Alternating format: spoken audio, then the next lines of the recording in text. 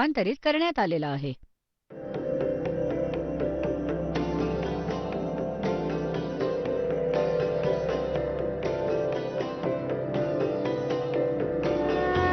और ज्ञान सब ज्ञानडी कबीर ज्ञान सो ज्ञान और जैसे गोला तोब कायम करता चले मैदान. जगद्गुरु तत्वदर्शी संत रामपालजी महाराजांचे अमृत वचन सर्व पवित्र धर्मांच्या व पवित्र शास्त्रांच्या आधारावर. ह्या ठिकाणी हे 3 असे मोठे मोठे क्षेत्र हे बघा जसे दाखवलेत तुम्हाला. हे खूप हजारो किलोमीटर, हजारो कोसांचं क्षेत्र आहे हे. ह्या क्षेत्रात हे रजोगुण प्रधान क्षेत्र आहे. तर हा काय करतो, ह्याच्यात तो स्वतः ब्रह्माचं रूप घेतो, आपला पुत्र जसं हे असं रूप, आणि आपली पत्नी दुर्गेला ठेवतो सावित्री रूपात. ह्या दोघांच्या योगाने पती पत्नी व्यवहाराने जो पुत्र उत्पन्न होतो तो अशा चेहऱ्याचा आणि अशाच विचारांचा बनतो आणि तोपर्यंत तिथेच राहतात जोपर्यंत ह्याचा जन्म होत नाही. आणि मग त्याला तिथेच त्याचं पालन करण्यासाठी ठेवतात, कोमामध्ये ठेवतात. जोपर्यंत हा युवा होत नाही तोपर्यंत कोमामध्ये ठेवतात आणि तसा त्याचा प्रतिपाळ चालू ठेवतात. त्यानंतर ते इथे येतात सत्वगुण प्रधान क्षेत्रात. इथे तो विष्णुरूप बनवून घेतो व आपली पत्नी दुर्गेला लक्ष्मी रूप बनवतो. ह्या दोघांच्या संयोगातून जो पुत्र उत्पन्न होतो तो सत्वगुण युक्त होतो आणि ह्याच्यासारख्याच चेहऱ्याचा बनतो. आणि इथे बघा, आणि जेव्हा तो तमोगुण प्रधान क्षेत्रात जातो तेव्हा अशी वेशभूषा करतो आणि दुर्गेला तो अशी पार्वतीसारखा चेहरा देऊन तिथे ठेवतो. ह्या दोघांच्या संयोगातून जो पुत्र उत्पन्न होतो तो ह्याच्या चेहऱ्यासारखा बनतो. मग ह्या तिघांना तो कोमात ठेवतो आणि मग जेव्हा हे तरुण होतात, युवा होतात, ह्या तिघांना एकत्र करतो. आता ह्या आधी आम्ही तुम्हाला परमात्मा कबीरजींद्वारे आपली ही सारी आपली सृष्टीरचना सांगितली आहे आणि ब्रह्मा विष्णू महेशाचे कोण माता पिता आहेत ती थोडीशी हिंट देईन. त्यानंतर मग तुम्हाला दाखवेन ह्या आपल्या सद्ग्रंथात ज्याला आपण शिरोधार्य मानत होतो आणि सत ज्ञानयुक्त पुराण, वेद, गीता यामधून सिद्ध करून दाखवेल हा दास. तर परमात्म्याला आपण अशिक्षित मानत होतो आणि हे म्हणायचो की ह्याला काय माहीत, हा धाणक विणकर, ह्याला संस्कृत येत नाही, ह्याला काय माहीत वेद, गीता आणि पुराणातील गूढ रहस्य. अरे भगवान तर मुंगी किड्यांची भाषा जाणतो, तो सर्व सर्व प्राण्यांची भाषा जाणतो. आता हे सिद्ध पण करून दाखवेल दास तुम्हाला की त्या परमात्म्याने कशी कृपा केली. आता बघा, आता पुण्यात्म्यांनो, दास जे वचन म्हणेल ते असं समजा, 100% खरं समजा. आता हे जे इन्स्ट्रुमेंट प्रोजेक्टर बनवलं आहे ते परमात्म्याचं देणं आहे तुम्हा पुण्यात्म्यांसाठी. पूर्वी हे लोक स्वतःची कथा सांगत असायचे, सद्ग्रंथांची नावं घेत होते, पूर्ण वायफळ बडबड करायचे, शास्त्रविरुद्ध ज्ञान द्यायचे आणि आपण ह्यासाठी संतुष्ट असायचो की हे सगळे विद्वान आहेत, सद्ग्रंथांशी परिचित आहेत आणि यांना ठीक ठीक सद्ग्रंथ समजले असतील. आज कळले हे कसले विद्वान होते, हे पोकळ कख पण माहिती नव्हतं ह्यांना. आणि त्या परमपित्याला ज्याला धाणक विणकर, एक मजूर, एक शूद्र म्हणून रिजेक्ट केलं होतं हिऱ्याला, त्यांनी 600 वर्षांपूर्वी ते ज्ञान सांगितले जे वेद, गीता आणि पुराणांमध्ये विद्यमान आहे. तर त्याआधी परमात्म्याने जे 600 वर्षांपूर्वी ज्ञान धरमदासजींना दिलं होतं ते आता समक्ष करतो. हे बघा, कबीर सागर हा तो सूक्ष्म वेद आहे.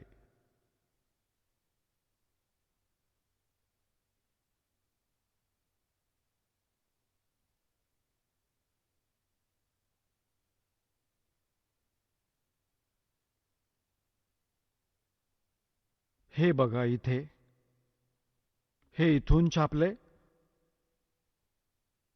मुद्रक आणि प्रकाशक आहेत खेमराज श्रीकृष्णदास अध्यक्ष, श्री व्यंकटेश्वर प्रेस, खेमराज श्रीकृष्णदास मार्ग, मुंबई. हे इथून आणि इथे बघा, हा प्रथम खंड कबीरपंथी भारत पथिक स्वामी युगुलानंद विहारी द्वारा परिष्कृत, मुद्रक आणि प्रकाशक तेच खेमराज श्रीकृष्णदास, हे सारे तेच. आता आम्ही तुम्हाला, हा आहे ज्ञानबोध आणि बोध सागर, कबीर सागरचा एक अध्याय आहे हा बोध सागर, आणि त्या ज्ञान सागर एक बोध सागर खंड आहे, ज्ञानबोध एक याच्यात चॅप्टर आहे. आणि हे 21व्या पानावर तुम्हाला ऐकू. इथे म्हटलंय, धर्मदास ये जग बोराना, कोई न जाने पद निर्वाणा. परमात्मा धर्मदासजींना म्हणत होते की धर्मदास, ह्या मोक्ष मार्गाशी कोणी परिचित नाहीये आणि ना त्या ब्रह्मा विष्णू महेशच्या स्थितीशी परिचित आहेत. हे सारे विश्व भ्रमित आहे. हे सर्व यथार्थ ज्ञानाशी परिचित नाहीयेत. म्हणून मी तुला ही कथा सांगितली आहे. पहा, धर्मदास ये जग बोराना, कोई न जाने पद निर्वाणा. निर्वाण म्हणजे मोक्ष मार्ग, पद म्हणजे मार्ग. यही कारण मैं कथा पसारा, जग से कहिए वो राम नियारा. हे चुकून मिसप्रिंट झालंय. यही ज्ञान जग जीव सुनावो हो, सब जीवों का भरम नसावो. अब मैं तुमसे कहूँ चताई ही, त्रिदेवन की उत्पत्ति बाई. होय होय. ह्या तिन्ही देवतांची उत्पत्ती सांगतो मी तुला, ज्याला तू अजर अमर मानत होतास. ह्यांचे कोणी माता पिता नाही. हे सर्वेश्वर आहेत. हे अजर अमर आहेत. आता तुला दाखवतो, ऐकवतो तिन्ही देवतांची उत्पत्ती. अब मैं तुमसे कहूँ चिताई, त्रिदेवन की उत्पत्ति भाई. कुछ संक्षेप कहूँ गहुराई, सब संशय तुमरे मिट जाई. भरम गए जग वेद पुराना, आदि राम का वेद न जाण्या. राम राम सब जगत बखाणे, आदि राम कोई बिरला जाणे. आदि राम म्हणजे सनातन परमात्मा. इथे यांनी नाम छापलंय, ते मिसप्रिंट आहे. तर राम राम सगळे म्हणतात, पण त्या आदि रामाला, त्या सनातन परमात्म्याला कोणी जाणत नाही. बघा, आता जी कथा सांगणार आहे, ज्ञानी सुने तो हृदय लगाई, मूर्ख सुने तो गम ना पाई. विद्वान पुरुष सर्व प्रमाणांना बघतील, लगेच स्वीकार करतील, आणि जे मूर्ख असतील किंवा जे मुद्दाम ईर्षेपोटी स्वीकार करणार नाहीत, तर त्यांची इथे गोष्टच नाहीये. जे बुद्धिमान आहेत ते ह्या ज्ञानाला लगेच हृदयाशी कवटाळतील. ओहो, सारे पुरावे. आणि परमात्मा म्हणतात, जानबूझ साची तजय और करे झूठ तेने, और ताकी संगत है प्रभु स्वप्ने में भी ना दे. असा दुष्ट समोर पुरावा बघूनही आणि तरी नखरे करतो, तर जानबूझ साची तजय और करे झूठ तेने, तो ताकी संगत है प्रभु कहते स्वप्ने भी में ना दे. असा दुष्ट व्यक्ती कधी ना भेटो. असा व्यक्ती समोर पुरावा आहे तरी मानत नाही. तर इथे परमात्मा म्हणतात, ज्ञानी सुने सो हृदय लगाई, मूर्ख सुने तो गम ना पाई. आता काय सांगतायत, माँ अष्टंगी पिता निरंजन, माँ अष्टंगी पिता निरंजन, ये जम दारुण वंशन अंजन. पहले कीन निरंजन राई, पीछे से माया उपजाई. होय होय. सांगतायत, आधी त्या ज्योती निरंजनाची उत्पत्ती केली होती अंड्यातून, आणि नंतर दुर्गा बनवली होती, उत्पत्ती केली होती. पहले कीन निरंजन राई, पीछे से माया उपजाई. माया रूप देख अति शोभा, देव निरंजन तन मन लोभा. दुर्गेच्या त्या स्वरूपावर आसक्त होऊन ह्या काळाने ही चूक केली. कामदेव धर्मराय सताये, देवी को तुरंत धर खाए. त्याच्यामध्ये विषय वासना प्रबळ झाली. धर्मराय त्या काळाला पण म्हणतात, याने म्हटलं होतं, मी सत्याचं राज्य करेन, मी धर्माचं राज्य करेन. तर तेव्हा त्याला धर्मराय म्हणत असत. आणि जेव्हा त्याने मुलीशी जुलूम केला व त्याला काळ म्हटलं गेलं होतं, आता काय म्हणतायत? माया रूप देख अति शोभा, देव निरंजन तन मन लोभा. काम देव धर्मराय सताए, हे देवी को तुरंत दर खाए. पेट से देवी करी पुकारी, हे साहेब मेरा मोह करो उबारी. टेर सुनी सतगुरता आए, अष्टंगी के बंद छडवाए. आता इथे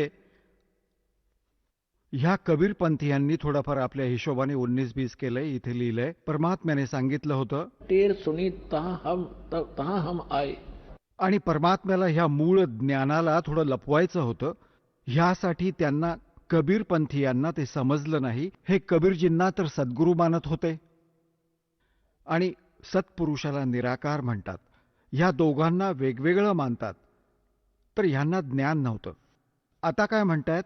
धर्मराय को हिकमत कीना, ह्या काळाने नखरे खासे भग कर लीना. दुर्गेला नखांच्या द्वारे स्त्री इंद्रिये लावली. धर्मराय करे भोग विलासा, माया को रही तब आसा. म्हणजे अष्टांगी प्रेग्नंट झाली. 3 पुत्र अष्टंगी जाए, जाये म्हणजे उत्पन्न केले. आणि ब्रह्मा विष्णु शिव नाम धराए. ओय होय. 3 पुत्र अष्टंगी जाए, ब्रह्मा विष्णु शिव नाम धराए. 3 देव विस्तार चलावे, इनमें ये जग धोखा खावे. पुरुष गम कैसे कोई पावे, काल निरंजन जग भरमावे. पुरुष म्हणजे परमात्मा, सत्पुरुष. गम म्हणजे त्याची माहिती. कैसे कोई पावे, हा काळ सगळ्यांना भ्रमित ठेवतो अज्ञानाद्वारे. पुरुष गम कैसे कोई पावे, काल निरंजन जग भरमावे. 3 लोक अपने सुत दीना, सुन निरंजन बसा लीना. होय होय. 3 लोक आपल्या पुत्रांना देऊन सुन्न शिखरावर हा स्वतः वास करतो. अलख निरंजन सुन ठिकाणा, ब्रह्मा विष्णु शिव भेद न जाण्या. 3 देव सो उसको धावे, निरंजन का व्यापार न पावे. अलख निरंजन बड़ा बटपारा, 3 लोक जीव करे आहारा. ब्रह्मा विष्णु शिव नहीं बचाए, सकल खाए पुन दूर उड़ाए. 3 के सुत हैं तीनों देवा, अंदर जीव करत हैं सेवा. ओय होय. आता पुण्यात्म्यांनो, परमात्मा म्हणतात, हे तत्वज्ञानहीन अंध प्राणी ह्या काळाचे पुत्र ब्रह्मा विष्णू महेश यांची पूजा करतात. तिनके सुत हैं ये तीनों देवा, ये अंदर जीव करते हैं सेवा. ह्या काळाच्या पुत्रांना अजर आणि अमर मानून त्यांच्यावरच आश्रित राहिले. आणि परमात्मा म्हणत असत, 3 देव की जो करते भक्ती, उनकी कदे ना होए मुक्ती. तर तेव्हा एवढा विरोध झाला होता भगवानाला. परमात्म्यावर जे जुलूम केले होते ह्या दुष्टांनी. आज काळीच तुटते ती कथा कधीतरी सांगेन तुम्हाला हळूहळू. आधी दासाची इच्छा आहे की तुम्हाला ज्ञानाने परिपूर्ण करावे, मग त्यानंतर तुम्ही सर्व गोष्टींना ज्या पण दास मुखाने सांगेल त्या सर्व खऱ्या मानाल आणि त्या सत्यच असतील. तिनके सुत हैं तीनों देवा, ये अंदर जीव करते हैं सेवा. सेवा म्हणजे पूजा. ह्यांचे 3 म्हणजे त्या दोघांचे, काळ व दुर्गेचे पुत्र आहेत हे 3 देव. आणि हे तत्वज्ञानहीन प्राणी त्यांची पूजा करतात. अकाल पुरुष का हो नहीं चीन्या, काल पाए सभी गए लीन्या. 3 देव और असुर अवतारा, ताको भजय सकल संसारा. ब्रह्मा विष्णू महेश आणि त्यांचेच अवतार राम व कृष्णाला हा सारा संसार त्यांनाच भजतो, त्यांचीच पूजा करतो. 3 गुणों का यह विस्तारा, धर्मदास मैं कहूँ पुकारा. गुण तीनों की भक्ति में ये भूल पड़ो संसार. कहे कबीर निज नाम बिन कैसे उतर पारे. आता पुण्यात्म्यांनो, परमात्म्याने एक वचन इथे सांगितलंय, गुण तीनों की भक्ति में ये भूल पड़ो संसारी, कहे कबीर निज नाम बिन कैसे उतरो पार. हे 3 गुण काय आहेत? हे 3 गुण कोण आहेत? रजगुण ब्रह्मा, सद्गुण विष्णू आणि तमोगुण शिवजी. आणि यांना परमात्म्याला कबीर साहेबांना अशिक्षित म्हणत होते, शूद्र म्हणत होते. हा धाणक विणकर हा काय जाणणार सद्ग्रंथांच्या गूढ रहस्यांना? आता परमात्म्याने ते अमृत वचन सांगून ठेवलेत. एवढे गूढ शब्द बोलला आहे, ते नकली नाही समजू शकलेत त्या परमात्म्याच्या गूढ रहस्यांना. आणि परमात्मा साऱ्या गूढ रहस्यांशी परिचित होते. हे बघा मार्कंडेय पुराण, हे बघा मार्कंडेय पुराण, ह्याच आणि गीता प्रेस गोरखपूर. तर असं आहे समजा की एक ऑथेंटिक रेकॉर्ड हिंदू धर्मासाठी. हे मार्कंडेय पुराण सचित्र मोठा टाईप केवळ हिंदी, हे गीता प्रेस गोरखपूरहून प्रकाशित आहे. ह्याच्या 123व्या पानावर घेऊन जाऊया तुम्हाला. 122. तर इथे आहे संक्षिप्त मार्कंडेय पुराण. इथून सुरू होते. मार्कंडेयजी म्हणतात, मार्कंडेयजी म्हणाले, मुनी आता इथे येऊया ह्याच्या बिलकुल समोर.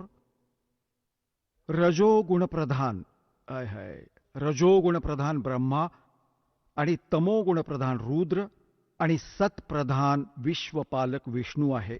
हेच 3 देवता आहेत आणि हेच 3 गुण आहेत. अजून थोडं पक्क करून देतो. हे बघा, हे आहे श्रीमद देवी भागवत हिंदी टीकासहित भाग 1. हे कुठून? ह्याच्यात संस्कृत पण सोबत आहे. आणि ह्याच्यात सगळ्यात मोठी गोष्ट ही की संस्कृत पण सोबत आहे आणि हिंदी अनुवाद पण आहे. अथ श्रीदेवी भागवतम सभाषुटीकम समहात्म्यम, खेमराज श्रीकृष्णदास प्रकाशन, मुंबई. हा त्याचा 3रा स्कंद आहे. हे आहे अथ श्री मद्देवी भागवते भाषाटीकायुते तृतीय स्कंद प्रारंभ्यते. 3रा स्कंद सुरू होतो. हे 11वे पान आहे आणि हा 5वा अध्याय आहे. ह्याचा 8वा श्लोक आहे. भगवान शंकर आपली माता दुर्गेला म्हणतात, हे माता, जर आमच्यावर कायम तू दयायुक्त आहेस तर आम्हाला म्हणजे मला तमोगुणात कशा प्रकारे प्रधान बनवलंय आणि ब्रह्मा रजोगुण आणि हरी सत्वगुण युक्त केले आहेत, आम्हाला का युक्त केलं आहेस? आणि इथे संस्कृत पण बघूया. यदी दयार्द्रमना, हा 7वा संपला आणि 8वा प्रारंभ होतो. यदी दयार्द्रमना न सदांबिके कथमहम विहितश्च. ओहो, मला का बनवलंस तमोगुण? मला तमोगुण का बनवलंस? आणि कमळातून उत्पन्न होणाऱ्या ब्रह्माला रजोगुण संभव का उत्पन्न केलंस? आणि सुवितः किमु सत्वगुणो हरी, आणि विष्णूजींना पण सत्वगुण का बनवलेत? इति सिद्धम रजगुण ब्रह्मा, सत्वगुण विष्णू, तमोगुण शिवजी आहे. पुण्यात्म्यांनो, आता तर तुम्हाला परमेश्वर कबीर साहेबांच्या वाणीशी प्रमाणित केलं आणि नंतर परमेश्वराने आपल्याशी परिचित केलं होतं आदरणीय गरीबदास साहेबजींना. तर त्या परमेश्वराच्या प्रिय आत्मा गरीबदासजींनी परमात्म्यापासून प्राप्त ज्ञानाला कशा प्रकारे सांगितले बघा. काय सांगतायत? ब्रह्मा विष्णु महेश्वर माया और धर्मराया कहिए, इन पांचों मिल परपंच बनाया, वाणी हमरी लहिए. आता गरीबदासजी म्हणतात की ब्रह्मा विष्णू, जसे गीता अध्याय नंबर 14च्या आणि श्लोक नंबर 3 पासून 5 मध्ये स्पष्ट केलंय. 5 मध्ये विशेषतः म्हटलंय की अर्जुन, ह्या मायेपासून उत्पन्न 3 गुण, दुर्गेपासून उत्पन्न रजगुण ब्रह्मा, सद्गुण विष्णू, तमगुण शिवजी, हे जीवांना इथे कर्माच्या बंधनात बांधून ठेवतात. हे त्यांना फसवण्याचे मूळ कारण आहे. हे बघा, आता तुम्हाला श्रीमद भगवद्गीतेतून प्रमाणित करतो. ब्रह्मा विष्णू महेशाची उत्पत्ती ही श्रीमद भगवद्गीता आणि गीता प्रेस गोरखपूरहून प्रकाशित आहे. जयदयाल गोयंका ह्याचे अनुवादक आहेत. हा अध्याय नंबर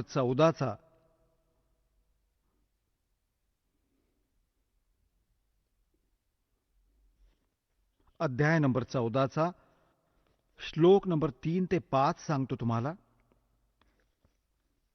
हे 3 ह्याच्यात काय सांगितलं की अर्जुन माझी हे महत ब्रह्मरूप मूल प्रकृती. आता तुम्हाला दासाने श्रीमद देवी भागवताच्या 3ऱ्या स्कंदात विष्णूजी म्हणतात आपल्या आईला दुर्गेला की तू शुद्ध स्वरूप आहेस आणि हा सारा संसार तुझ्यापासून उद्भाषित होतोय. मी ब्रह्मा आणि शंकर तुझ्या कृपेने विद्यमान आहोत. आमचा आविर्भाव म्हणजे जन्म आणि तिरोभाव म्हणजे मृत्यू होतो आणि आपणच पूर्ण प्रकृती आहात. आणि ह्याच्यात रुद्र संहिता शिवपुराणात आपल्याला दाखवलं होतं काल की त्या सदाशिव काळरूपी ब्रह्मने आपल्याच विग्रहाने ती सृष्टी काढली, दुर्गा काढली व तिला प्रकृतीही म्हणतात. आधी तर हे दाखवतो तुम्हाला बघा. आता 14व्या अध्यायातील 3ऱ्या श्लोकात हा काय सांगतो की अर्जुन हा काळ बोलतोय.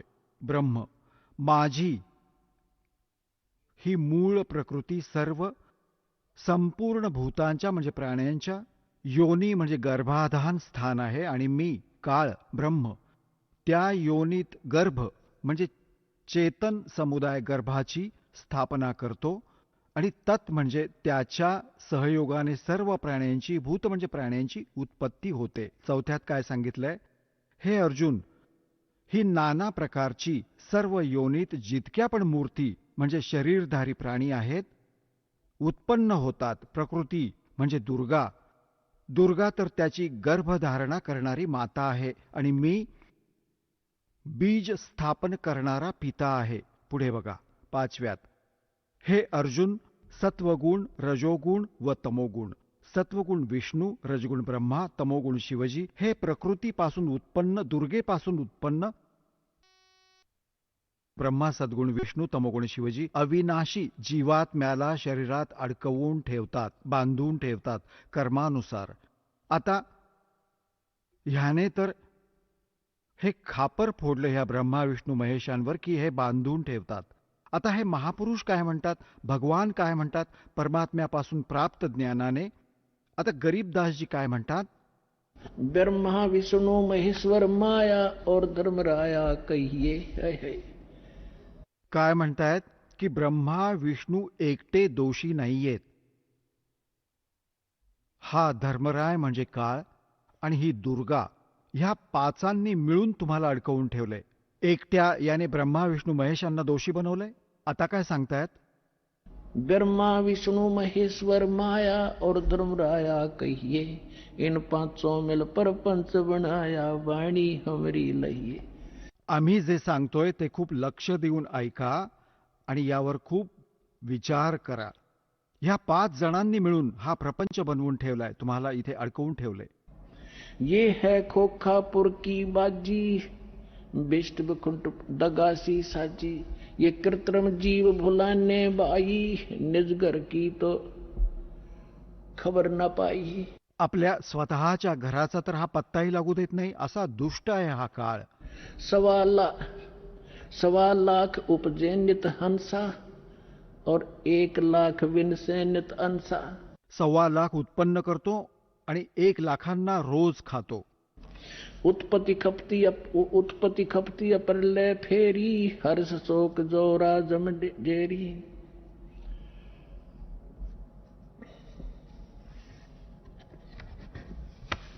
आता काय सांगतायत परमात्मा, माया आद निरंजन बाई, अपने जाए आपे खाई. होय होय. आता पुण्यात्म्यांनो, आपण ह्या ज्ञानाशी परिचित व्हाल, तुमचा आत्मा गदगदून जाईल. अरे तुझा गजब झाला, कुठे अडकलो होतो आणि काय आपण ज्ञान घेऊन बसलो होतो. आता काय सांगतायत महापुरुष, माया आद निरंजन बाई, ये अपने जाए आपे खाई. ज्योती निरंजन आणि ही दुर्गा स्वतःच निर्माण करतात आणि स्वतःच खातात सर्वांना. आता दुर्गा खात नाही त्याला सहकार्य करते. आता ती विवश झाली आहे आपल्या पाप कर्मांमुळे. आम्ही त्याचे पराधीन होतो आणि त्याने दुर्गेला एवढं घाबरवून ठेवलंय की तू माझं रहस्य कोणाला सांगणार नाहीस, नाहीतर तुझी खैर नाही. तिने या भीतीमुळे ब्रह्मा विष्णू महेश यांनाही काळाचा उल्लेख नाही केला. हे तर परमात्म्याने येऊन यांचं भांडं फोडलं, त्याला बेनकाब केलं की काय सोंग आहे, काय आहे हा ज्याला भगवान मानत होतात तुम्ही. सोन शिखर में धर्म अन्यायी, ओए होए, सोन शिखर में यो धर्म काल अन्यायी, और जिन शक्ति डायण मैल पठाई. काळाने सांगितलं होतं की दुर्गा, माझं रहस्य कोणाला सांगू नकोस. मी आजपासून प्रतिज्ञा करतो की मी माझ्या वास्तविक रूपात कोणाच्या समोर येणार नाही आणि तू माझं रहस्य जपून ठेव आणि साऱ्या ब्रह्मांडांचं तू संचालन कर. तेव्हा ती म्हणाली होती की एका बाजूला मी स्त्री एवढ्या मोठ्या विभागाला कशी सांभाळेन, तू का असा जुलूम करतो आहेस, तू माझ्याबरोबर पण नाही राहतेस. तेव्हा तो म्हणाला होता की मी कामं तर सगळी करेन, तुला निमित्त मात्र करेन. गुप्त रूपाने मी सगळी कामं करेन, तू चिंता नको करूस. तर काय सांगतायत? सोन शिखर में धर्म अन्यायी, हा काळ अन्यायी. जिन शक्ति डायण मैल पठाई. आता दुर्गेला म्हणतायत की तिने पण ह्याला मदत केली. विवश होऊन त्याला ही खाली पाठवते. लाख ग्रासे नित उठ दूती, ये माया आद तकत की कूती. 1.25 लाख घड़िये नित भांडे, अंसा उत्पत्ति पर ले डांडे. 1.25 लाख तर उत्पन्न करतो डेली आणि 1 लाखांना मारून टाकतो. म्हणतात हे हंस, हे सर्व जीवात्मे, प्रिय आत्मे ईश्वराचे जन्म आणि मरणाच्या ह्या शिक्षेने दंडित करून ठेवलेत. 1.25 लाख घड़िये नित भांडे. ह्या शरीराला भांड म्हटले, बर्तन म्हटले, त्याला आवरण पण म्हणतात. तर म्हणतात की 1.25 लाख ही भांडी, ही शरीर बनवली जातात माणसाची डेली आणि 1.25 लाख मारली जातात. 1.25 लाख घड़िये नित भांडे, हंसा उत्पत्ति पर ले डांडे. ये तीनों चेला बटपारी, सर्जे पुरुषा सर्जी नारी.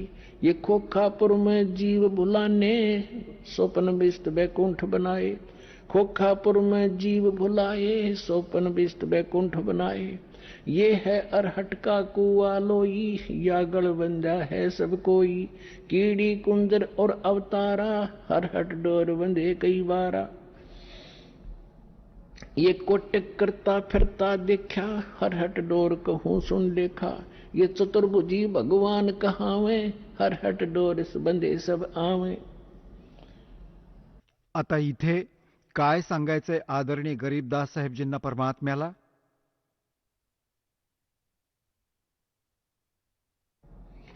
ब्रह्मा विष्णु महेश्वर माया और धर्मराया कहिए. इन पांचों मिल पर पंच बनाया, वाणी हमरी लइए.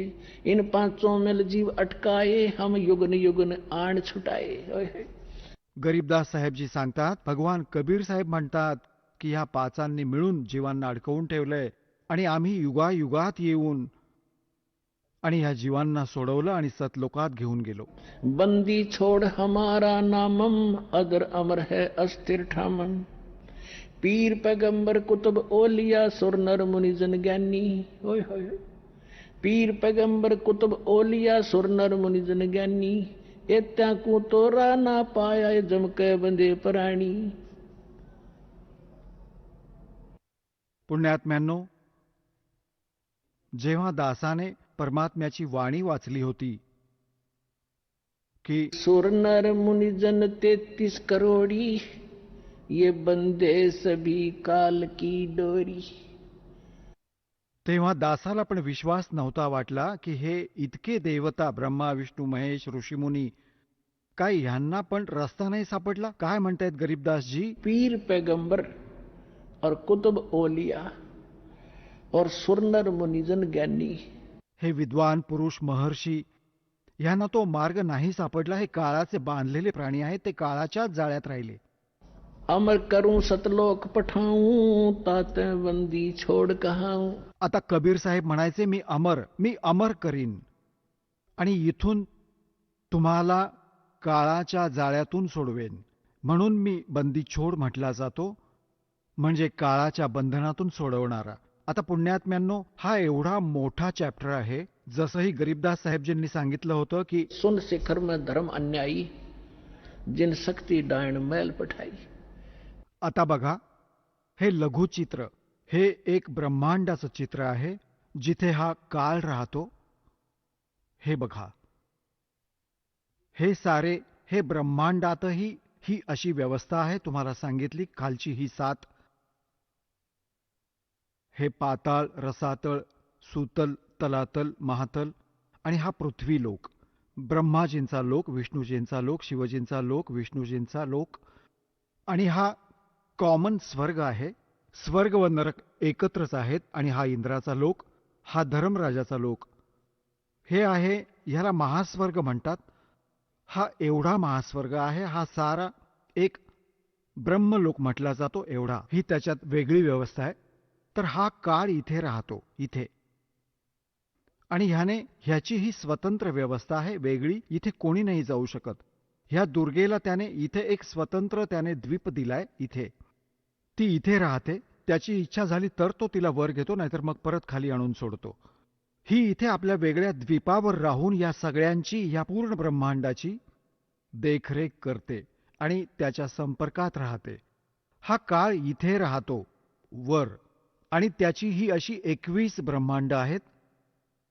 ही बघा, हे जे तुम्ही एक ब्रह्मांड पाहिलं होतं, आता हे समजा हा एक चेंडू जो आहे, एक ब्रह्मांड आहे.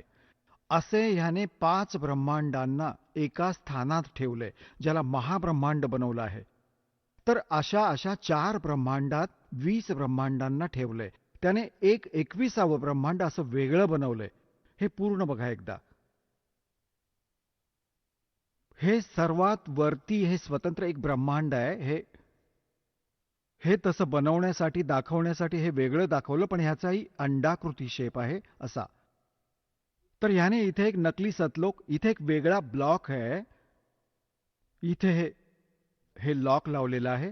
प्रत्येक ह्या सर्कलमधून निघायची प्रत्येक भंवरगुफा आहे. प्रत्येकात ह्या एका ब्रह्मांडातून निघायची पण भंवरगुफा आहे. मग ह्या महाब्रह्मांडातून निघायची पण एक भंवरगुफा आहे. आणि ह्या साऱ्यातून निघून इथे प्रवेश करण्याची प्रत्येकात भंवरगुफा आहे. जेव्हा आपण सतलोकात जाऊ आणि 7 शंख ब्रह्मांड या अक्षर पुरुषाचे पार कराल, तिथे पण शेवटी एक भंवरगुफा येईल. या काळाने त्याची जवळजवळ नक्कल केली आहे. तर हा इथे बसलाय सुन्न शिखरावर, सर्वात वर. तर इथे याने नकली सतलोक, नकली अलखलोक, अगम आणि अनामी लोक नकली बनवले आहेत, जीवांना भ्रमित करण्यासाठी. आणि इथे एक चांगल्या आत्म्यांमधून 12 आत्मे असे सेफ ठेवतो. त्यांना कलियुगात पाठवतो दूत बनवून ह्या नकली ज्ञानाला पसरवण्यासाठी. जसं दासाने आजच्या सत्संगात सांगितलं होतं सकाळी, की जे पुण्यात्मे भक्ती करून मर्यादेत राहून निघून जातील ते तर गेले सतलोकात. जे राहतील मग त्यांचा काळ दुरुपयोग करेल त्या चांगल्या आत्म्यांचा. पुण्य तर त्या काळातलेच असणार. चांगल्या भक्तीने युक्त चार्ज तर ते आत्ता होतील. आणि मग पूर्ण आयुष्य, असंख्य जन्मांपर्यंत ते आपले कर्म फोडतील, त्या पुण्याला संपवतील. तर ह्या 12 अचिंत भक्तांना तो तिथे ठेवतो. आता कलियुग जेव्हा आलं, ह्याने हे 12 दूत पाठवून दिले आणि त्यांनाच परत पुढे पाठवत राहतो. त्यांची इतकी कमाई आहे, जसं तुम्ही बघता आहात. हे जे आहेत धनधन सद्गुरू सच्चा सौदा शिरसावाला, आज एक चीफ मिनिस्टर पेक्षाही जास्त सोयी प्राप्त आहेत यांना. आणि यांना कख पण माहिती नाही, काही भक्ती नाही. हा पूर्वजन्मीचा फार संस्कारही प्राणी होता आणि त्याने ह्या काळाने पाठवलं इथे. आता सारं आयुष्य हा खड्डे खोदेल, काहीच भक्ती नाही ह्याच्याकडे, आणि तरी पण ह्याची ऐट राहील. आणि शेवटी त्याला असं वाईट मरण येईल, अशी दुर्गती येईल, अशा व्यक्तींची पुढे जाऊन न जाणो कोणत्या योनीत टाकून देईल. तर ह्याच्यात हे 12 भक्त चांगले आत्मे तिथे सिलेक्ट ठेवतो प्रत्येक ह्याच्यात.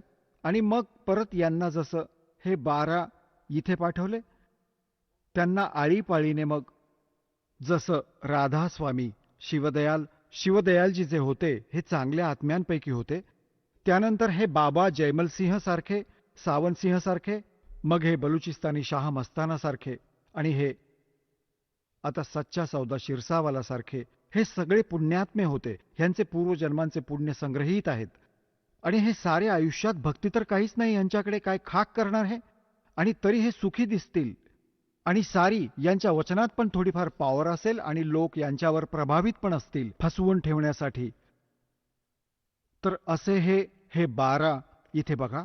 हे मग ह्याने द्वादश अचिंत भक्ताचं निवासस्थान हे स्वतंत्र बनवलंय आणि हा इथे राहतो.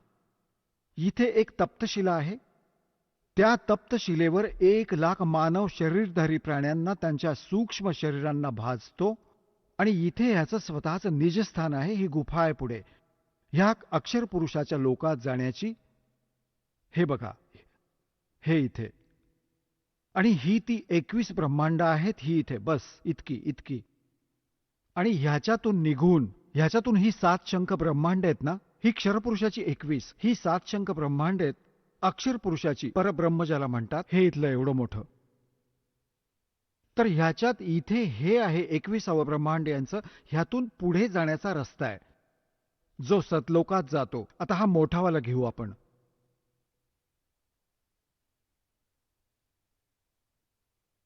आता हे 21वं ब्रह्मांड आहे. हे पूर्ण ब्रह्मांड बघा 21.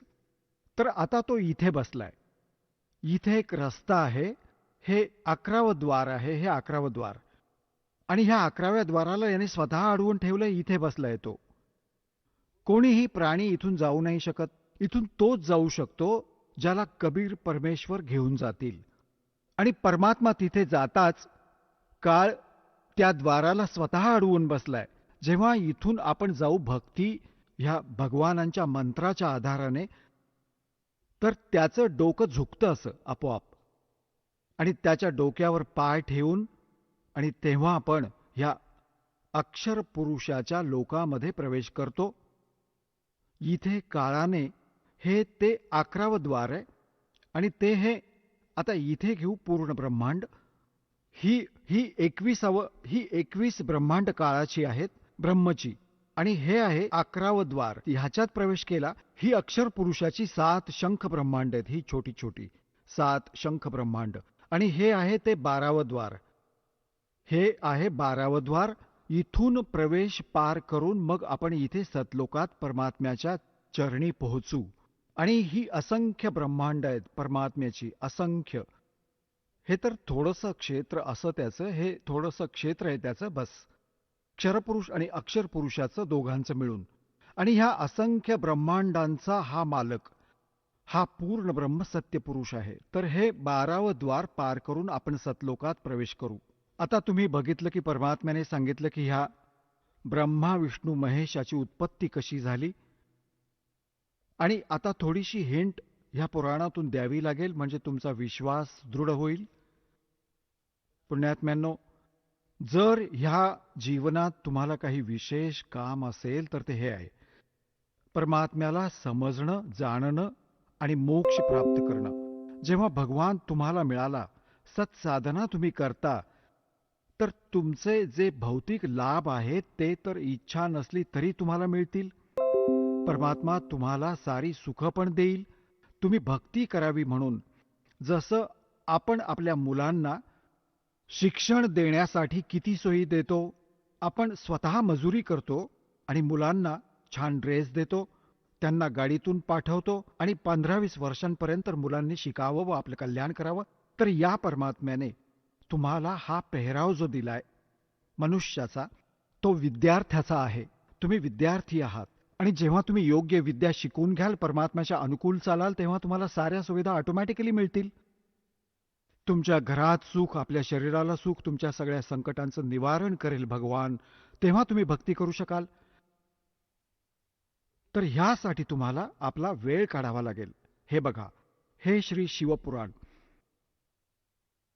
सचित्र मोटा टाईप, केवल हिंदी, गीता प्रेस गोरखपूरहून प्रकाशित.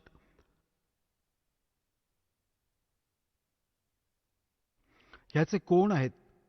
संपादक हनुमान प्रसाद पोद्दार.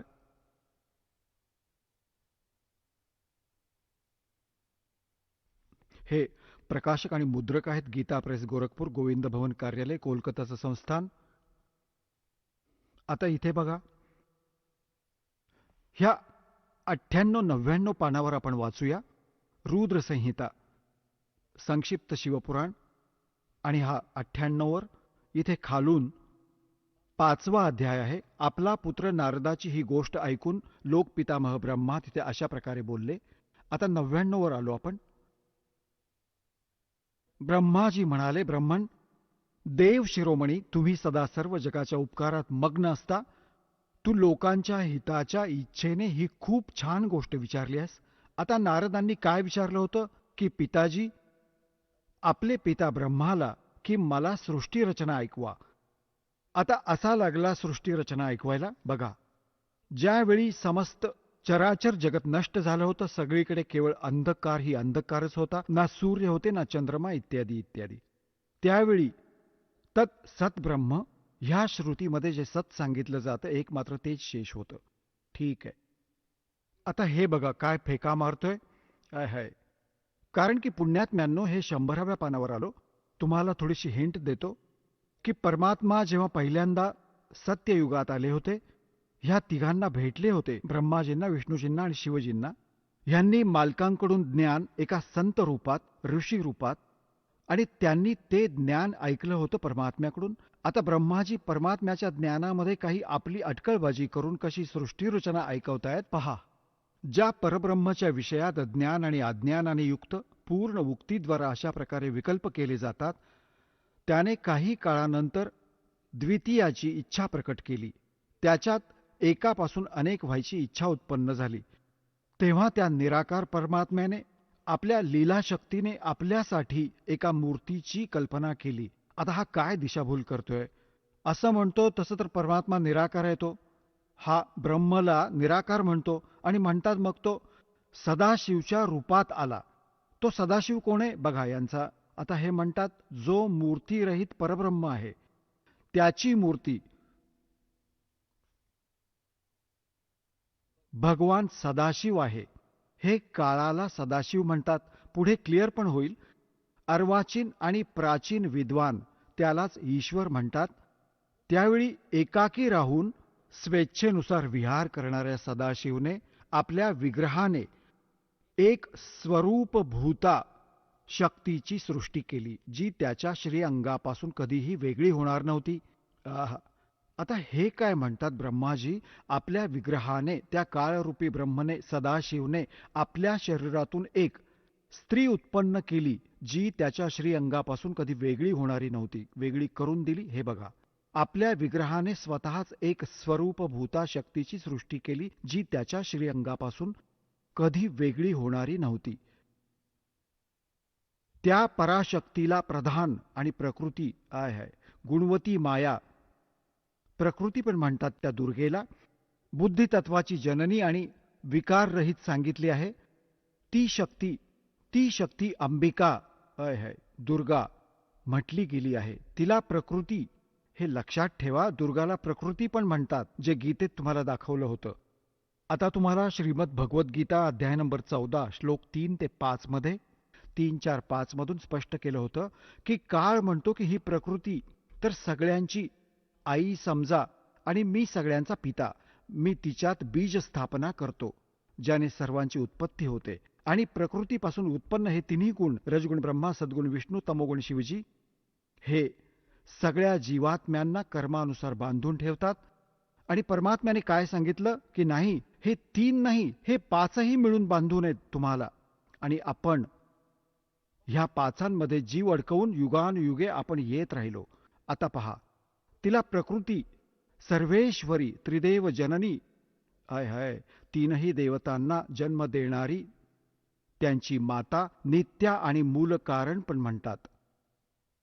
सदाशिवने प्रकट केलेल्या त्या शक्तीच्या 8 भुजा आहेत. झालं ना स्पष्ट? 8 भुजा आहेत. हे बघा, 8 भुजा. ही आहे ती दुर्गा. ह्याच्यात तर खूप लावलेल्या दिसत आहेत. घरच्या भुजा कितीही आणू देत, पण आहेत तिच्या 8च आहेत. यांना कखही माहिती नाही. जसं कोणाला 20 तोंड लावली, कोणाला 50 लावली.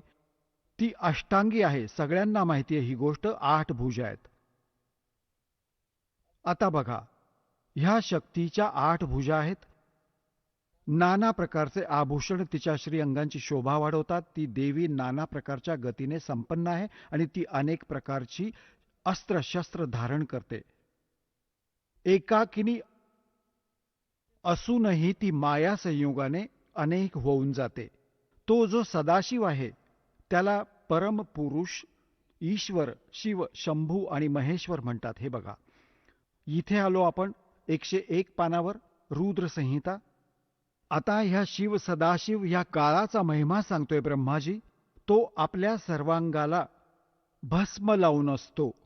त्या काळरूपी ब्रह्मने, होय होय आलं ना स्पष्ट, हा काळरूपी ब्रह्म म्हणा, सदाशिव म्हणा, ब्रह्मा विष्णू महेशांचा पिता म्हणा, दुर्गेचा पती म्हणा, त्या काळरूपी ब्रह्मने एकाच वेळी शक्तीच्या साथ, नाथ नाही हे चुकीचं प्रिंट आहे, शिवलोक नामक क्षेत्राची निर्मिती केली. त्या उत्तम क्षेत्राला काशी म्हणतात. पुढे बघा, ते प्रिया आणि जो सर्वांवर विराजमान आहे ते प्रिया आणि प्रियतम, शक्ती आणि शिव, होय होय दुर्गा आणि हा काळ, जो परमानंद स्वरूप आहे त्या मनोरम क्षेत्रात नित्य निवास करतात. काशीपुरी ही परमानंद रूपिणी आहे. मुनी शिव आणि शिवाने म्हणजे काळ आणि दुर्गाने प्रलय काळातही त्या क्षेत्राला आपल्या सानिध्यातून मुक्त केलं नाही.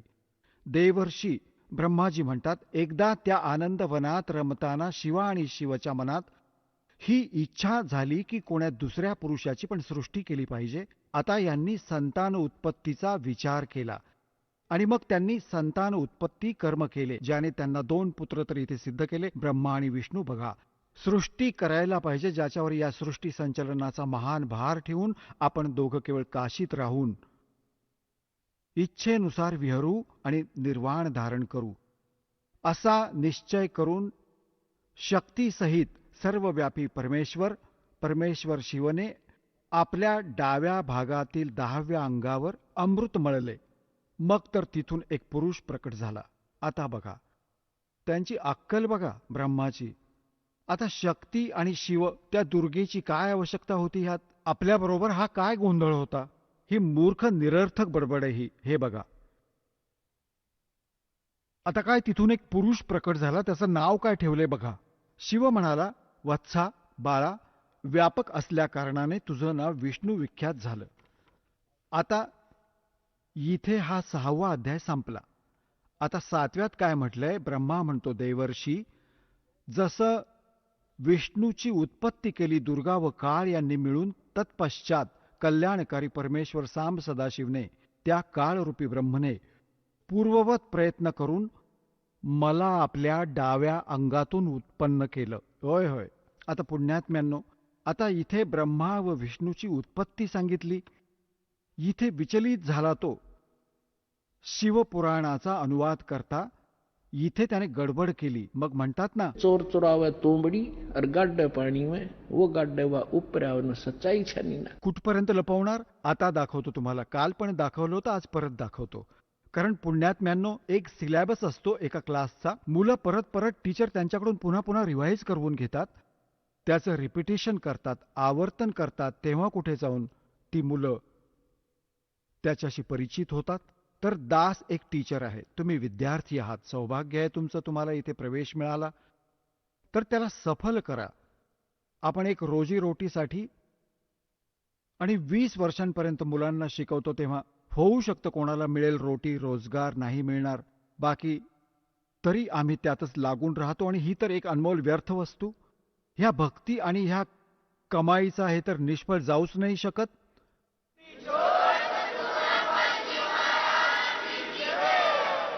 चला आता आपण त्या श्रद्धाळूंचे अनुभव जाणून घेऊयात, ज्यांनी जगद्गुरू तत्वदर्शी संत रामपालजी महाराजांकडून दीक्षा प्राप्त केलेली आहे, तसेच त्यांच्याद्वारा सांगितलेल्या भक्ती मार्गावर चालत आहेत. नमस्कार. सत साहेब. आपलं नाव? कोकिळाबाई शत्रुघ्न पाटील. आपण कुठून आलात? मुक्काम पोस्ट साक्री, तालुका साक्री, जिल्हा धुळे. आपला व्यवसाय काय आहे? गृहिणी आहे मी. संत रामपालजी महाराजांची गुरुदीक्षा आपण कधी घेतली? 18/9/2018. संत रामपालजी महाराजांची गुरुदीक्षा घेण्या अगोदर आपण व आपला परिवार कोणती भक्ती साधना करत होतात? संत रामपालजी महाराजांची भक्ती करण्या अगोदर देवी देवतांची भक्ती करत होते. कालिकी देवीची भक्ती, व्रत करणे, उपवास करणे, परत गणपतीचं व्रत करणे, एकादशीचं व्रत करणे, महादेवाच्या सोमवारचं व्रत करणे, ऋषी करणे, हरतालिका करणे, सगळे भक्ती करत होते. ते संतोषी मातेचं कडक व्रत करत होते. जसं आपण सांगत आहात की आपण पूर्वीपासूनच भक्ती मार्गात होतात. महाराष्ट्रामध्ये जी प्रचलित भक्ती साधना आहे, जसे की देवी देवतांची पूजा करणे, व्रतवैकल्य करणे, मंदिरात जाणे, याच भक्ती साधना आपण करत होतात. मग आपण संत रामपालजी महाराजांच्या मार्गात कसे आलात? संत रामपालजी महाराजांबद्दल आपल्याला माहिती कशी मिळाली आणि आपण त्यांच्याकडनं अनुग्रह कसा घेतला? संत रामपालजी महाराजांचे अनुग्रहांच्या भक्ती करण्यासाठी माझे भाऊ यांच्या माध्यमाशी मी जुळले. त्यांनी मला ज्ञान समजवलं, सांगितलं. मग काही दिवसांनी मी चॅनलवर 3 महिने सत्संग ऐकला. सत्संग ऐकल्यानंतर ते ज्ञान माझं लक्षात आलं. ते शास्त्रानुसार भक्ती सांगतात. शास्त्रानुसार भक्तीमध्ये लाभ, शारीरिक लाभ, आर्थिक लाभ, सगळे कष्ट दूर होतात, दुःख दूर होतात. ते ज्ञान त्यांचं पटलं मला, म्हणून मी संत रामपालजी महाराजांचं नामदीक्षा घेतली. संत रामपालजी महाराजांची नामदीक्षा घेतल्यानंतर आणि त्यांनी जी सद्भक्ती आपल्याला दिली, जो गुरुमंत्र आपल्याला जो दिला, त्या गुरुमंत्राच्या जोरावर आपल्याला व आपल्या परिवाराला काय काय लाभ प्राप्त झालेत? नाम उपदेश घेतल्याबरोबर सुनवाई स्पर्धा परीक्षांचा अभ्यास करत होती. तिचे 2 वर्षानंतर ती 4 परीक्षा पास झाली, एक्झाम पास झाली.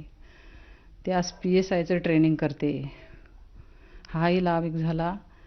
आणि 2019मध्ये मी खूप आजारी पडले. सतत पोट दुखायचं माझं, सतत पोट दुखायचं. मग आम्ही पोटदुखीच्या डॉक्टरांकडे गेलो नाशिकला. तर त्यांनी आम्हाला सोनोग्राफी करायला सांगितलं. सोनोग्राफीमध्ये 4.5 सेंटीमीटर, म्हणजे लिव्हरला 4.5 सेंटीमीटर गाठ दाखवत होते सोनोग्राफीमध्ये. मॅडम मला विचारत होत्या, तुमच्या घराण्यात कोणाला कॅन्सर होता का? हो म्हटलं, माझ्या आईला लिव्हरचा कॅन्सर होता. मग आम्ही टेन्शनमध्ये येऊन गेलो, डॉक्टरांकडे गेलो. डॉक्टरांनी मग परत टेस्ट बाकी होत्या. टेन्शनमध्ये येऊन गेलो. घरी आलो आम्ही. परत दुसऱ्या दिवशी गेलो. पहिल्या दिवशी तर घरी आलो, रात्रभर झोप नाही टेन्शनमध्ये. असं सांगितल्याबरोबर आम्ही सगळेजण टेन्शनमध्ये येऊन गेलो. सकाळी उठली 4 वाजता. आपले संत रामपालजी महाराजांची भक्ती केली, नित्यनेम केली. परत ते चरण अमृत घेतलं, प्रसाद ग्रहण केला. 6 वाजता आम्ही नाशिकला जायला निघालो. तिथं पोचल्यावर डॉक्टरांनी 10 वाजता माझी अँडोस्कोपी केली. परमात्मा आपले संत रामपालजी महाराजांचं स्मरण चालूच, माझं सतनामचाही जाप चालूच होता. नॉर्मल रिपोर्ट आले अँडोस्कोपीचे. मग नंतर त्यांनी आम्हाला पोटाचं CT स्कॅन करायला सांगितलं. मग CT स्कॅन करायला गेलो आम्ही. CT स्कॅन करतानाही माझं सतनामचा जाप चालूच होता. परमात्मांचं आपले संत रामपालजी महाराजांचं स्मरण चालूच होतं. CT स्कॅन झाल्यावर ते डॉक्टर विचारले, तुम्हाला काही त्रास होतो का? काही साईड इफेक्ट वगैरे झाला का? म्हटलं काही नाही झाला मला. संत रामपालजी महाराजांच्या दयेने सर्व ठीक व्यवस्थित झालं म्हटलं. CT स्कॅन पाहिलं, रिपोर्ट आले तर नॉर्मल रिपोर्ट आला. ती गाठ 3 सेंटीमीटर फक्त रक्ताची गाठ निघाली. संत रामपालजी महाराजांनी इतकी दया केली, ती गाठही बदलून दिली गुरुजींनी. इतकी दया केली. हा लाभ झाला. जसं तुम्ही सांगत आहात की जेव्हा आपण संत रामपालजी महाराजांच्या सान्निध्यात आलात, त्यांची सद्भक्ती आपण जेव्हा स्वीकारली आणि त्यांनी जो गुरुमंत्र दिला सतनाम, त्या नामाच्या जापामुळे आपल्यावर जे येणारं संकट आहे ते सारलं गेलं आणि आपल्याला जो असाध्य असा रोग होणार होता तो पूर्णपणे दूर झाला आणि आपण एक स्वस्थ लाईफ जगत आहात. तर मला असं विचारायचं आहे, हा तर एक आपल्याला एक लाभ झालात, परंतु या व्यतिरिक्त आणखीन काही आपल्याला अनुभव आलेत का? लाभ झाला आहे. मुलीला पण मुलगा झाला. 9-9.5 वर्षाने मुलगा झाला. परमात्मांची रमिणी चालू होती. दवाखान्यातच डिलिव्हरी झाली मुलगी. संत रामपालजी महाराजांनी इतकी दया केली, तेव्हा त्याचा जन्म झाला होता. आणि मुलीची एकदा माळ हरवली, 2 तोळ्याची माळ. 1 महिना अगोदर हरवली, पण तिच्या लक्षातच नव्हतं. तिच्या लक्षातच आलं नाही ती माळ कुठे ठेवली गेली का काय असं. तर मग मी फक्त सहज असं बोलले, मी म्हटलं संत रामपालजी महाराज दया करतील म्हटलं, तुझी माळ बरोबर सापडेल म्हटलं. तर तिने ते कपाट 3 वेळा पाहिलं, नाही 2 वेळा पाहिलं. तिसऱ्यांदा पहा म्हटलं, सापडेल बरोबर म्हटलं, दया करते. मी फोनवरून तिला सांगितलं.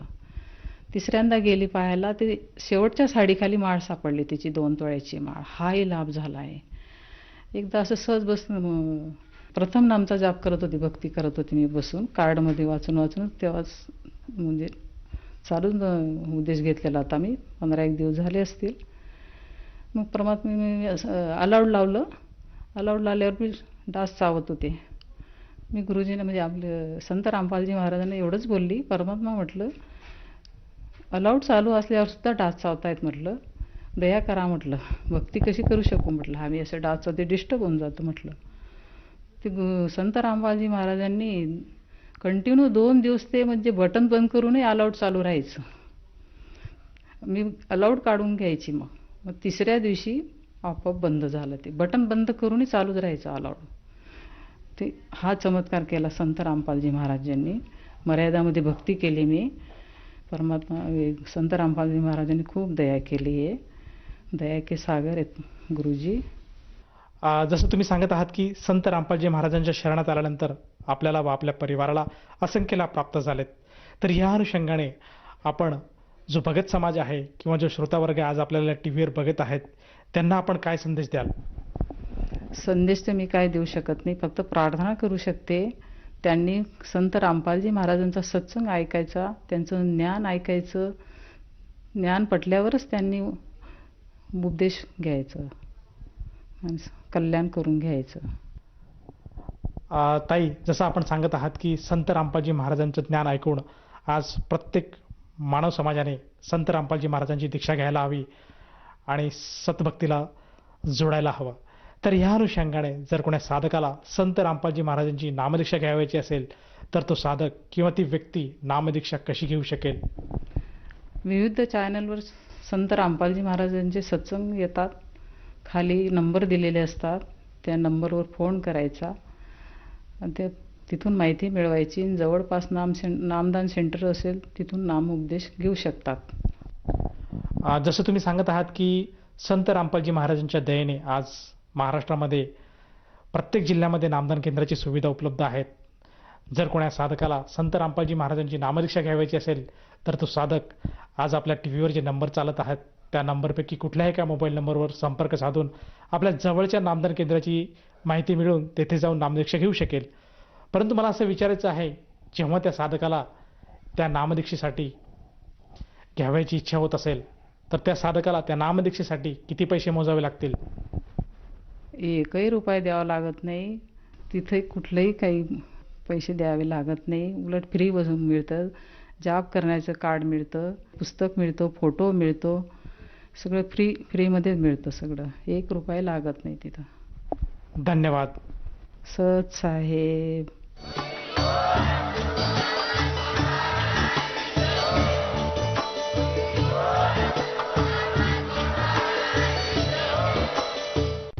आपण ऐकत होता जगद्गुरु तत्वदर्शी संत रामपालजी महाराजांचे मंगल प्रवचन. निःशुल्क नामदीक्षा प्राप्त करण्यासाठी आणि अधिक माहितीसाठी संपर्क करा 7030303951 7030303952. आमची वेबसाईट आहे www.jagadgururampalji.org. सर्व पवित्र धर्मांच्या व पवित्र शास्त्रांवर आधारित प्रमाणित अनमोल पुस्तक ज्ञानगंगा किंवा जगण्याचा मार्ग यापैकी कोणतेही एक पुस्तक निःशुल्क मागवण्यासाठी आम्हाला आपले पूर्ण नाव, पूर्ण पत्ता, पिनकोड सहित आणि फोन नंबर लिहून 7030303951 7030303952 नंबरवर SMS करू शकता किंवा आम्हाला 7030303950 नंबरवर व्हॉट्सअप देखील